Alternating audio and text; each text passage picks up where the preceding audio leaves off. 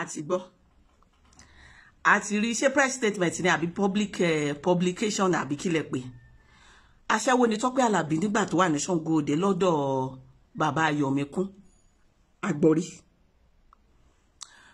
ó ń yálé ni alágbèrè obìnrin ni àti gbọ́ ẹlẹ́sẹ̀ òṣì ni fíìmù tí bàbá Ayọ̀míkún tó invest lé lórí ìgbésẹ̀ ló gbé bọ̀ ńbẹ̀ kò ṣe kìnnìkan àti gbọ́ àdúpẹ́ lọ́wọ́ Ọlọ́run ẹlẹ́sẹ̀ òṣì ni alágbèrè ni oníranù ni kò ń ṣe obìnrin gidi ẹsẹ̀ òṣì ọ̀hún ó ṣáà ti kó jáde ó gbọ́mọ ọdún kan àbọ̀ kúrò nínú ilé ọkọ àkọ́kọ́ ó ṣáà ti lọ Ọlọ́run ò jẹ́ kó pa bàbá Ayọ̀míkún ṣe wá rẹ́sẹ̀ òṣì ọ̀hún ẹsẹ̀ rádaràda ọ̀hún ẹsẹ̀ ìgbèsè ọ̀hún àti ẹsẹ̀ àgbèrè ọ̀hún ló fi lọ fẹ́ pòpù ọkọ ẹ̀ Mr. Àlàbí ní ìsìn tí ó dẹ̀ sọ máa yẹn dolóríire tó kìkì wá kàn sí àgbèrè ọ̀hún náà nígbà tó délé pòpù kò ṣe é títí di bá ṣe ń sọ̀rọ̀ yìí ọkọ ẹ̀ náà ló so mọ́ àdúpẹ́ orí burúkú ló kó kúrò lọ́dọ̀ yín oríire ló kó wọlé pòpù ṣe rí gbogbo yẹn kò ká yé past náà tán bá pé màmá Tọ́pẹ́ Àlàbí náà kóun wá sọ̀rọ̀ nípa bàbá Ayọ̀míkún ó ṣeé ṣe ká mú àdá ká máa fi wá bàbá Ayọ̀míkún náà kiri ká la fẹ́ bẹ́ orí ẹ̀ kò sí ẹnìkan náà nínú àwọn ọkọ àtìyàwó tó bá kọ ara wọn tán máa ní kó rojọ́ tí ò ní rojọ́ lọ́nà tó máa favour ẹ̀ ohun tó wà ńlẹ̀ báyìí tí mo fẹ́ ká sọ̀rọ̀ lé lórí òun ni àwọn nǹkan tẹ́ ń sọ nípa Ayọ̀míkún ìbéèrè mi ni wípé nígbàtí Tọ́pẹ́ Àlàbí tó kúrò ní ọ̀dọ̀ bàbá Ayọ̀míkún ṣé oṣù tó kúrò náà ló dolówó ló di ọlọ́lá torí mo rántí o interview nígbà tó sì ń ṣe movie ní abẹ́ ìpìlẹ̀ rere ọ̀pọ̀lọpọ̀ ò mọ ìgbà tí Tọ́pẹ́ Àlàbí ń ṣe movie pẹ̀lú àwọn group kan tán pè ní ìpìlẹ̀ rere ìgbà yẹn náà ni àwọn ọmọ Zion bẹ̀rẹ̀ sí ní rain ìpìlẹ̀ rere ní group tiwọn tí Tọ́pẹ́ Àlàbí ṣe aṣọ opó gbà yẹn náà fi kọ Ayọ̀míkù lọ́dọ̀ Olúwa kò ì tó ó sì máa pọ̀ ẹ wá bá mi yọ̀ ara mi Ayọ̀míkù ó jẹ́ ká mọ̀ wípé òun máa ń yá aṣọ lọ location ní ìgbà yẹn do you understand ṣé lásìkò yẹn ṣé bàbá Ayọ̀míkù ṣó tiẹ̀ wá Tọ́pẹ́ Àlàbí lọ bẹ́ẹ̀ ṣe sọ wípé Àkúrẹ́ náà wà bíi sweet bíi nico bíi cabin biscuit mélòó ni wọ́n gbé lọ fún ọmọ yẹn lọ́jọ́ yẹn nígbà tó wà ní kékeré then ṣé torí pé ó dẹ̀ divorce kò ní right láti marry mọ́ ìgbà tó dẹ̀ marry ǹjẹ́ ẹ wọ́ ọmọ yín lọ nígbà tẹ́ ẹ wọ́ ọmọ yín lọ tẹ́ ẹ claim wípé ó ti dolówó torí tí owó gan ṣẹ̀ṣẹ̀ dé tí ọlá Tọ́pẹ́ Àlàbí bẹ̀rẹ̀ sí ní dé báyìí ẹ̀yìn ìgbà tí bàbá àrà kú ni àǹtí mama Tọ́pẹ́ Àlàbí bẹ̀rẹ̀ sí ní blow gbogbo ìgbà tó sì kọ nǹkan ọmọ favour lolúwa ṣe fẹ́mi nìkan kò tí ì blow bàbá àrà ò jẹ́ ká gbọ́ Tọ́pẹ́ Àlàbí lẹ́yìn ìgbà tí bàbá àrà kú láṣẹ̀ṣẹ̀ wá divert attention sórí màmá Tọ́pẹ́ Àlàbí owó ọ̀ngán dẹ̀ dé báyìí ọlá ọ̀ngán dẹ̀ dé báyìí kò tí ì pé 15 years ẹ sọ wípé wọ́n sọ wípé kán lè mú ọmọ yín lọ ìlú òyìnbó ni wọ́n ṣe change orúkọ ẹ̀ lórí passport èmi rò wípé gẹ́gẹ́ bí bàbá tó ní dignity tó ní integrity ẹni right láti object to it wípé ẹ wà láyé ẹ wà láàyè ẹ lè file wípé ẹ̀yin àti ìyá ẹ ti divorce ni wípé but you are ready to sign wípé I give consent yín kọ́mọ yín travel then èló lẹ́san nínú owó secondary school àbí nínú interview Ayọ̀míkún Nàìjíríà ló ti lọ school kò lọ school nílùú òyìnbó kò lọ primary kò lọ secondary school nílùú òyìnbó kódà kò lọ higher institution nílùú òyìnbó tí ẹ wádìí rárá ẹ̀rọ rẹ̀ kan ẹ̀rẹ́ bí kan tó ṣòwò fún yín pé school tó ń lọ rèé kẹ́ lọ ka mọ́ bẹ̀ lọ lọ́jọ́ PTA lọ kó wá complain fún bàbá màmá ẹ̀ wípé daddy mi ń disturb mi àbí mọ school tó ń lọ náà dáhùn èló lẹ san, èló lẹ fi ránṣẹ́. Ẹ lọ wo bank account yín kẹ́ show wa ní evidence. Ọjọ́ wo lẹ ra sweet wá torí pé lówó lọ́wọ́ kò sí change lọ́wọ́ yín. Ọjọ́ wo lẹ ra sweet lọ sí ilé ibẹ̀ tẹ́ ra kábí biscuit tó gbà lọ́wọ́ yín tó jùlù yín láyà tán ní olóṣì oníṣẹ́ ṣé nǹkan tó mọ̀ ń jẹrè. Torí one thing as a father, tó bá tiẹ̀ lówó lọ́wọ́ tó bá ní nǹkan kan lọ́wọ́, tó bá lọ wo ọmọ ẹ tó bá jẹ́ biscuit pambolambola àti kóòkì ló ń fún, ó normal wọ́n á fojú náà ẹ̀ wọ́n á máa fẹ́ ṣe pé ṣé nǹkan tó mọ̀ ń jẹ nìyẹn. But one thing we know is ọmọ yẹn máa fẹ́ràn ẹ, inú ẹ̀ á máa dùn wípé daddy mi ń wá. A mọ̀ wípé òní bàbá kan níbi kan. Tó bá jẹ́ ọjọ́ PTA tó lọ school, títí tẹ́ sọ pé àmọ́mí ẹ̀ ti wá tó ní ìwọ náà daddy ẹ̀ ó fẹ́ mọ ohun tó ń ṣẹlẹ̀. Inú ẹ̀ á máa dùn, á máa fi hàn àwọn ọ̀rẹ́ pé daddy mi wá tó ra bisikíìtì. Nígbà tó lá bá dé, torí kò sẹ́ni kan tó máa wà ní ojú kan náà fún ọdún 10. Ipò àbí nǹkan á yí padà fún rere ní ṣáà ni ó lè má pọ̀ o ṣùgbọ́n á pàpà yí padà. Ọjọ́ tó fún ní 5,000 tó jẹ́ kí ìyá ẹ̀ mọ̀. Tí mọ́mí ẹ̀ bá ní bàbá ò gbọ́dọ̀ sí níbi ìgbéyàwó á ní ẹ má jà ṣe bẹ́ẹ̀ fún daddy. Bí ò bá tiẹ̀ wà níbi ìgbéyàwó á wá mú ọkọ ẹ̀ kí ẹ pé daddy mi ọkọ mi rèé. So ẹ má disturb wa. Aṣẹ́wó ni ọ̀dọ́ ọkọ ni kìnìkan aṣẹ́wó àtọ̀dọ́kọ àti ẹsẹ̀ òṣì tẹ́lẹ̀ ní àti ìwà tó ní tẹ́ ní kò ní ló fi ń ṣe rere nílé pope, ló fi ń ṣe ìyàwó, ló fi di celebrity, ló fi di ẹni tí gbogbo wa ń gbọ́ orin ẹ̀. So tẹ́ bá ní ká má da, tẹ́ bá ní ká má take sides, àwa náà á sọ fún yín pé bá tiẹ̀ ti má sọ̀rọ̀ nípa ẹ̀ lórí social media. Bá ti pé ẹbí kìíní ẹbí kejì kẹ́ lọ yanjú ẹ̀ wípé báwo lọ̀rọ̀ ṣe jẹ́ kó ní kálukú bẹ̀rẹ̀ wọn.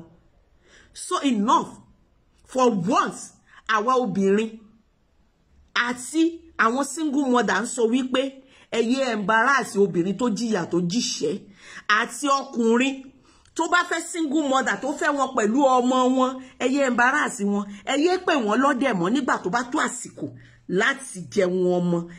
Kàn lè má mọ̀ gbà tán sóúnjẹ kẹ́ má ṣáàgì kẹ́ má lọ́ta kẹ́ má fojú fún èéfín kó oúnjẹ jẹ iná tán kẹ́ má gbá bọ́bọ̀. Kò possible. So gbogbo ẹ̀yin oní publication ẹ̀yin tẹ́ lá ń take side for once. Ẹ̀yin abímọ mọ́ wo get involved. Ó lè má pọ̀, ẹ lè má ní rárá. Ṣùgbọ́n ẹ jẹ́ kán mọ̀ pé ń wá. Ẹ jẹ́ kí ọmọ yẹn mọ̀ wípé daddy mi kí ẹ kò kàn sówó lọ́wọ́ daddy mi ni. Ọ̀rọ̀ mi nìyẹn, ó lè bú mi o. Wàhálà àti ẹ. Obìnrin ò wáyé ìyà, obìnrin ò wáyé òfò. And men are not even born to get away with everything. There is karma for everything. Ṣé rí tó bá jọkùnrin tíyàwó bá fi ẹ́ sílẹ̀ kó jẹ́ ọmọ Ọ̀tẹ́dọ́lá kó jẹ́ ọmọ Dangote kò sí obìnrin ó ṣe nǹkan orí ẹ̀ ni ó ṣe nǹkan orí ẹ̀ ni kò sí obìnrin tó ní right láti deny ní access sí àwọn ọmọ ẹ̀. Even Yorùbá ní ìyàwó ọ̀lẹ lèèyàn gbà èèyàn gbà èèyàn ń gbọ́mọ ọ̀lẹ. Kò sí obìnrin náà mo tún repeat tó ní right láti deny ní access sí ọmọ ẹ̀. The only reason tí ó fi lè ní legal backup ni tó bá jẹ́ wípé history wà wípé o ti molest àwọn ọmọ yẹn, bóyá pedophile ni ẹ, bóyá oníwèrè lórí, bóyá tán bá kó àwọn ọmọ yẹn sá fún ẹ o máa pa wọ́n, bóyá o ti fẹ́ fi wọ́n ṣe rituals but kò sí yẹn. Bóyá òun àwọn àti ẹlẹ́jà ẹlura yín ó wá kọ̀ ẹ́ àbí kìnìkan ọmọ kò sí obìnrin tó ní right láti gbé ọmọ pamọ́ fún ẹ. Tí obìnrin láti kékeré wọn tètè dàrú tán bá deny any access sí ọmọ dá wàhálà lẹ̀ sọ wípé o fẹ́ máa rí àwọn ọmọ ẹ̀. Don't just be sending money, má máa ṣe transfer ìranu nìkan. Insist pé o fẹ́ rí àwọn ọmọ ẹ̀ sójú. Lọ court. Jẹ́ kó wà ní rẹ́kọ̀dù wípé o try pé èrò lé wọn lórí sọ di wàhálà. Tó o bá lówó kan tí mo gbọ́ téèyàn kan ní téèyàn bá lówó ẹjọ́ ńkọ́. O lóko náà. Azin òkúta kó ṣá òkúta níbi tó dáa kó lọ máa jùlù pàánù ilé bàbá àti ilé ìyá ẹ̀ pé kó ní kán mú àwọn ọmọ ẹ̀ jáde ó fẹ́ rí àwọn ọmọ ẹ̀. Má jùlù window wọn, o lè fọ́ window, o lè fọ́ glass, má jùlù anybody, o tún lè ṣẹ̀wọ̀n kó lọ fòkò forí orí pàánù wọn. Kó àwọn àbúrò àtàwọn ẹgbẹ́ ẹ̀ tó bá ti di ọwọ́ alẹ́ tó fẹ́ sùn lọ máa ju òkò sórí pàánù wọn. Tó bá fi máa jù ní ọjọ́ 3 ọlọ́pàá kó everybody. Tó bá jù lé ní tán bá ṣe bẹ́ẹ̀ ni pé àwọn ògbọ́ tó bá lọlé tó bá tún jù lọ́la tó bá fi máa dọ̀tún làwọn máa kọ́ ọlọ́pàá díẹ̀ ọlọ́pàá máa kó everybody station lẹ́tí máa sọ á béèrè pé kí ló ṣe ẹ́ láì ṣe wèrè tó fi ju òkòlù ilé àná ẹ wà níwọ̀n jẹ́ kó rọ́mọ ẹ ibẹ̀ náà ti máa yanjú ẹ̀ náà ti máa ṣètò bó ṣe máa rí ọmọ ẹ torí o lè má make effort ní kékeré torí pé ìyàwó ti fi ẹ́ sílẹ̀ kó má sanwó school, kó má kọ́ ọmọ lọ shopping, kó má sí ọjọ́ weekend kan tọ́mọ wá bẹ ṣọlidé àbí tó lọ bá yẹ ṣọlidé tàbí tí àwọn family ẹ̀ rí wọn àbí ọjọ́ birthday kó ra kéèkì wá. Ó lajú ẹ̀ sílẹ̀, ó lọ mu ọtí, ó lọ ṣe fàájì ní Pierre Palo. Ó sọ wípé tí ọmọ bá dàgbà tán ọmọ yẹ ìyàwó ẹ̀ wá lọ fẹ́ ẹlòmíì, ọkùnrin yẹn wá responsible. Ọkùnrin yẹn ló wá owó tó yẹ kí ọkùnrin yẹn fi tọ́jú ara ẹ̀ kó fi tọ́jú ọmọ tiẹ̀, ó fi ń tọ́jú ọmọ tiẹ̀, ó sanwó school, ó ràn jáde, ó raṣọ fún, ó kẹ́ bí ọmọ. Ìwọ wá rò wípé máa yan excuse ẹ lọ́jọ́ nǹkan ayọ̀ ọmọ, ìwọ ni wàá jókòó wàá kágbádá sọ́run. Tó bá kágbádá sí ẹ lọ́rùn gan, ìwọ gan mọ̀ pé ó máa gbaná. That is the reason tí most men ò kí ń fẹ́ single mothers. Wọ́n láwọn á tọ́jú ọmọ ọlọ́mọ tán, bàbá ẹ̀ á máa ṣòṣì, nígbà tó bá dọjọ́ ayọ̀ àwọn á ní bàbá ẹ̀ ní bàbá ẹ̀. Wo tó bá fẹ́ họ́nà Ọlọ́run lára ẹ, lẹ́yìn kó jókòó sáàrin èrò kan wá gbọ́n kọ kí ẹ lẹ́yìn ìsìn kankan wá fọ ìyẹn tọ́mọ yẹn bá tún mú ẹ gẹ́gẹ́ bí bàbá ni. Láti ilẹ̀ tó bá mọ̀ pé ó fẹ́ fight fún custody ọmọ, tètè ṣe lásìkò tí responsibility wà. Make sure wípé orí olórí kò gba ẹ̀ṣẹ̀. Make sure wípé ìjà tó wà láàrin wa àti ìyá wọn ó fi kẹ́wọ́ kó má tọ́jú wọn tọ́mọ bá dàgbà tàá mojú yẹ ó lè wá mojú ẹ o. Àwọn ọmọ Gen Z yìí ò ráyè ìtàn ìjàpá àti àkàrà ògùn àti ìmọ̀dóye ní ilé ojúlé méje tí ń gbé kinní kan lórí òkè lágbòdo wọn ò ráyè o. They no send anybody o. So tètè ṣe ojúṣe ẹ lọ court, ẹ yanjú ẹ ṣètò bí co-parenting àní dandan kẹ́ fẹ́ ra yín, ṣe ojúṣe ẹ tó bá fẹ́ claim ọmọ. Ṣé ti gbọ́? Ẹ jẹ́ kí internet rest abeg. Tí generation tó ń hèlì yín lónìí, tí generation tó ń ṣe ṣàdánkátà yín lónìí, tí gbogbo àwọn tó ń ṣe mọ́mì our mommy, she will not talk, I trust my mommy, àìṣe kìnnìkan tí gbogbo wọn ò ní sí mọ́. Ṣùgbọ́n generation Ayọ̀míkún máa wá wà. Internet àwa máa gbé gbogbo rádaràjà játijàti táwọn èèyàn ń sọ. Kí ṣe kó tó dáa mà? Ilé èèyàn lèyàn ti ń jẹ èkúté onídodo. Ilé èèyàn lèyàn ti ń jẹ èkúté onídodo. You are not going to be the first person to dá ọmọ tọ́ láyé, and you are not going to be the last person. Àìmọye àwọn tó obìnrin tó ń dá ọmọ tọ́. We give kudos to you that you stood by your daughter. Ṣùgbọ́n àsìkò wá tó, ó yẹ kí ẹ fi àyè jà sílẹ̀. Bó ti wù kó rí, Ọlọ́run ló fún yín tọ́nà àwọn kì í ṣẹ̀yìn, kì í ṣagbára yín. Wípé ẹ tọ́ ọmọ yẹn, ó yàn ó yanjú. Agbára yín kọ́ náà, it's not by your power, it's not by your might, it's not because you are this or that. Àánú Ọlọ́run lè rí gbà. Àmúyẹ àwọn tó famous jù yín lọ fún ọ̀rọ̀ ọmọ tọ́ tí wọ́n yanjú. So why can't you fi gbogbo ẹ̀ sílẹ̀ fọlọ́run? Èmi mọ̀ pé tí ẹ bá pe ọmọ yìí gẹ́gẹ́ bí ìyá, kẹ́ ẹ pé jókòó, kẹ́ ẹ bá sọ ètò ìjò tọrọ pé wá ọ̀rọ̀ oníkọ́ ọ̀rọ̀ ńlá ni. Torí gbogbo tá a bá ṣe lónìí ìtàn ló máa padà dà. Nígbà tẹ́ ẹ bá ní sí mọ́, kí lè wá fẹ́ kọ́mọ yìí máa face?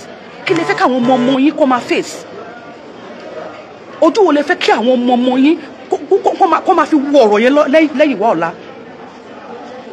Gbogbo àwọn tí ò tó sọ dásọ̀rọ̀ yín, àwọn tí gbèsè ayé wọn dẹ́tì ju ti yín lọ, wọ́n wá ń jáde wọ́n tọ́ oríkì wọn kàn ń tòtòkùtò lẹ́nu.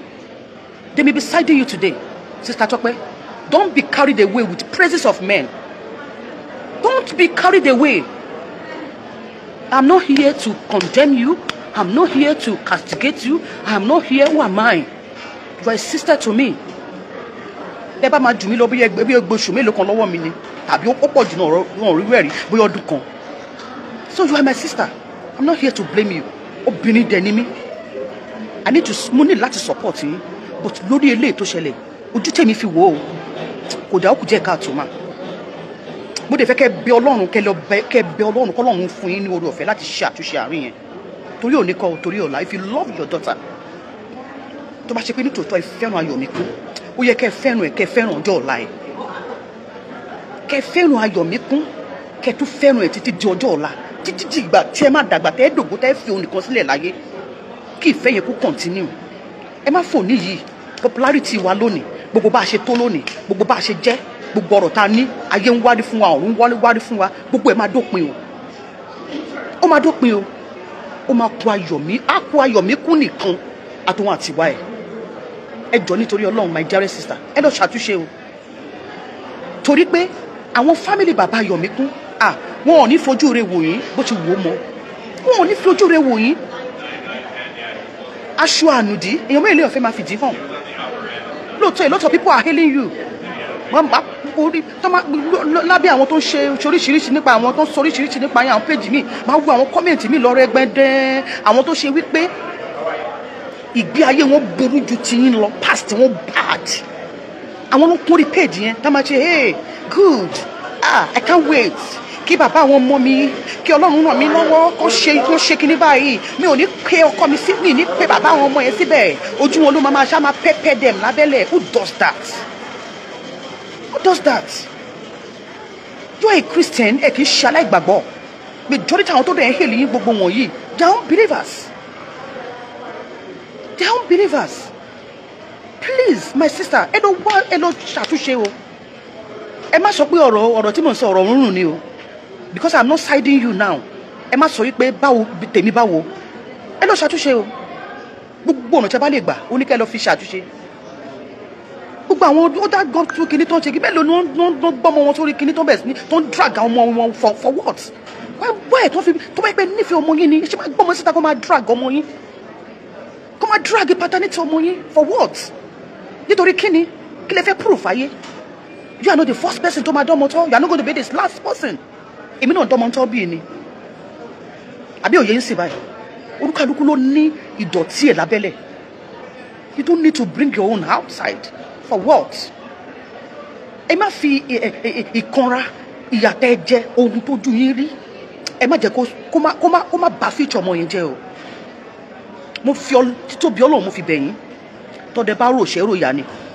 Kódà kò ní fún ẹnikẹ́ni nínú ẹran tó pa nínú igbó ṣùgbọ́n ọ̀dọ̀ ẹ̀ kì í rò ó. Ẹ má rò àtọ̀.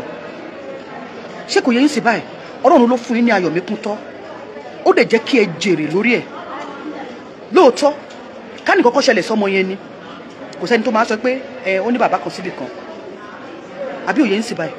Ṣùgbọ́n mo fẹ́ kẹ́ dá gbogbo ògo padà sọ́dọ̀ Ọlọ́run tó ní gbogbo ògo. Òun ló fún yín ní ayọ̀ mi kún tọ́. Kì í ṣe agbára yín. Kì í ṣe bẹ́ẹ̀ ṣe tó. Tẹ́ ẹ bá tọ́ tí ò gbẹ̀ kọ̀ọ̀kan tó yàyàkuyà tó yọ ọmọkọ́mọ kí lẹ fẹ́ ṣe sí? You can do nothing. Bó torí pé Ọlọ́run ṣàánú ayé ẹ̀rọ àánú gbà lábẹ́ igi àánú.